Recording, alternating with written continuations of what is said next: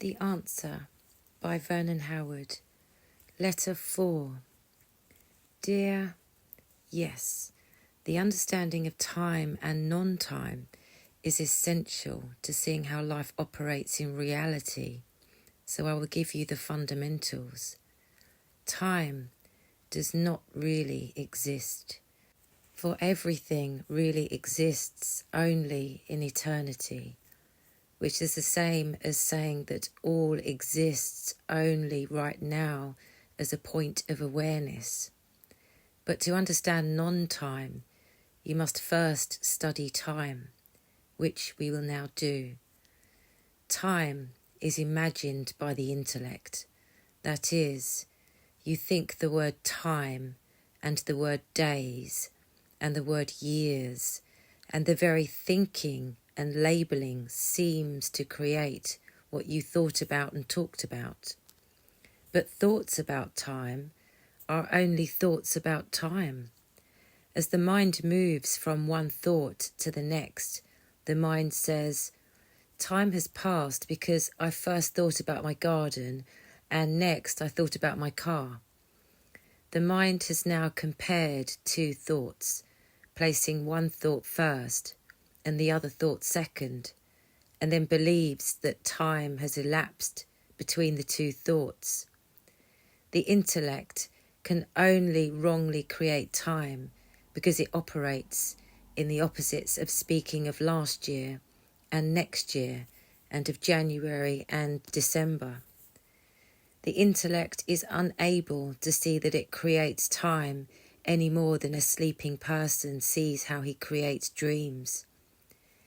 In order to see how the ordinary mind develops the idea of the passage of time, we must occupy a viewing position above the intellect. This is the position of eternity, which can see and understand the lower level of time. So the false idea of time is created by comparing things. For example, by comparing youth with old age, comparing ancient history with modern times, comparing an old house with a new house.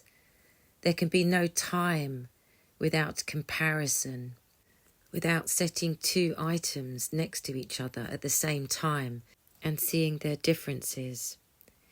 If we used time only for practical purposes in daily life, there would be no problem.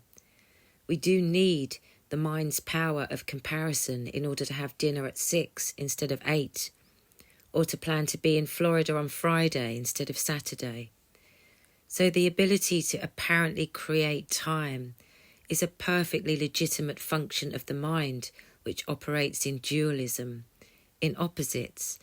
It serves a definite need while we still occupy physical bodies. But now we come to man's mistake, which creates man's numerous difficulties.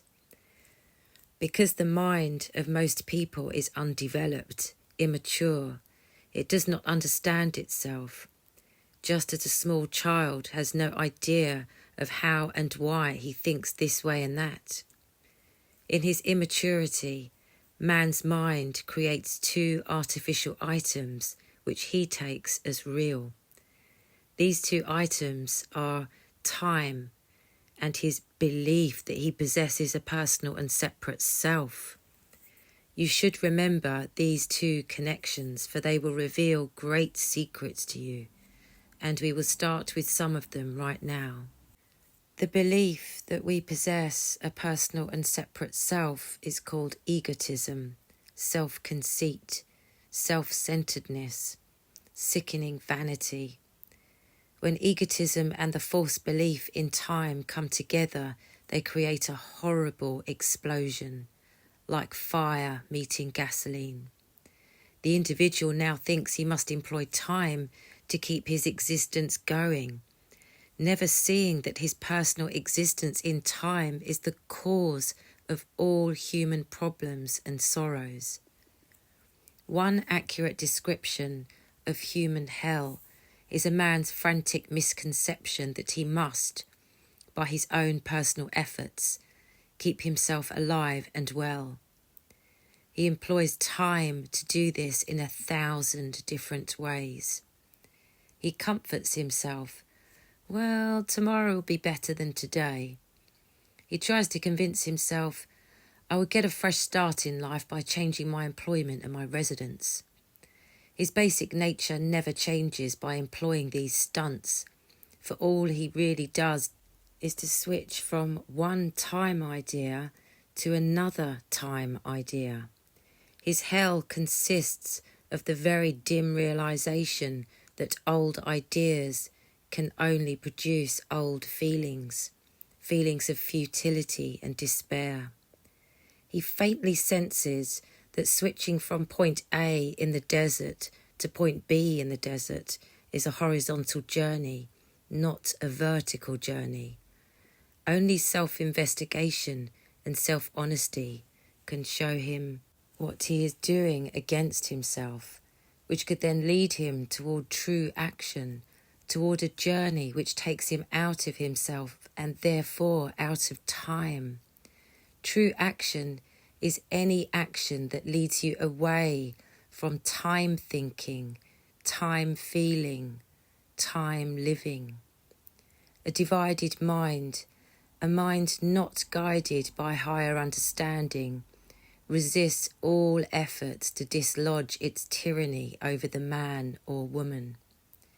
It does not do this consciously, for it has no consciousness, but simply because the unconscious force of habit of rushing forward can do nothing else but rush forward in time. Time includes the familiar, the usual, the recognized, which means that time thoughts feel comfortable only when in the company of other time thoughts. This accounts for two people who fight constantly and yet remain together. They count on time habits to tell them how to behave toward the other, which is to quarrel and criticize. Their mechanical reliance on time to guide their behaviour supplies relief to their laziness. That is, their lazy minds are never asked to behave in a new way. Each can now lie and say, the cruel way I now behave is the only way I know how to behave, so what else is there to do? This is a lie of the time mind, which the person believes and therefore remains a painful prisoner of time. When living only from the ordinary intellect that creates a false sense of minutes and years, it's like living inside a huge clock. The surrounding atmosphere is filled with the workings of the clock. Switch this idea to daily human life. Notice how everyone is compelled to either worship time or dislike it, depending upon the particular self-interest operating in this or that condition. The woman looks forward to the time of her marriage, but a few months or years with the weak man, she secretly dreads the time she must spend with him. The man expects that time will give him a promotion at the office, and when the advancement fails to come, he feels that time has cheated him and falls into bitterness. Time thinking is one of the greatest swindlers of all time. It promises everything and delivers nothing. The undeveloped person listens to these glittering promises and believes them because he thinks it is good and necessary to take them as facts. But what part of him foolishly accepts them as facts? Simply another thought, which he takes as being himself. This becomes clearer by picturing a comedian on stage alternating between two roles. First, he puts on a farmer's straw hat and promises a motorist that he will pull a stuck car out of the muddy road.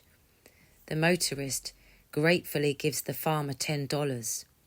The farmer disappears with the money, but never comes back with the tractor. This illustrates an incredible folly of man. One idea in his mind lies to another idea in his mind, but not seeing how he simply switches from one hat to another, the inner agitation simply continues as always. At this point, I will give you some practical exercises to remind you of the need to understand time thinking. 1. In your daily conversations with others, become aware of time-related words. See how time plays a major role in human affairs, while remembering that this time thinking causes individual and worldwide tragedy. Here are typical words to pull out of your daily conversations and see them as time thoughts: hope, inheritance, acquiring, holding, future, expectation, demanding, graduation, threshold, revolution, victory, heaven, profit, reconciliation. Lost human beings use these time words to escape the work and responsibility of doing the only practical thing with their lives, to see how faulty they are right now. To see how lost we are right now means that we are in right now, not distracting ourselves with time ideas. Take a special note of how both your own mind and the minds of others grab at any hope that tomorrow will be better. Know that you are your tomorrow, and that jolt will loosen the grip of time. So each time you hear a time word from yourself or others, try to recognize it as coming from a divided nature which really does not know what it is talking about, but wants to appear that it does. 2. The second question in your letter asked about watching yourself and not identifying with what you see. Everything said so far in this letter answers that question, so make connections. Simply realize that what you observe in yourself is not yourself. You can never be anything you see in yourself because the very act of self-observation is done in division. However, since this is deliberate and educational division, that is, we know that we are dividing ourselves for a practical purpose, it is helpful, not harmful. Self-observation is simply an exercise to detect our wrong movements, including those which connect with time. When self-watchfulness has done its complete work, it is replaced by a non-dividing action, which we can call cosmic consciousness or pure understanding. Do not identify with anything you see in yourself, whether an insecure feeling, a wish to strike back at a rude person, or whatever. To identify means to bring time back into the operation, to recall the time self and ask it to solve a problem or make a decision. An awakened man, still living in the physical body, must make dozens of daily decisions also.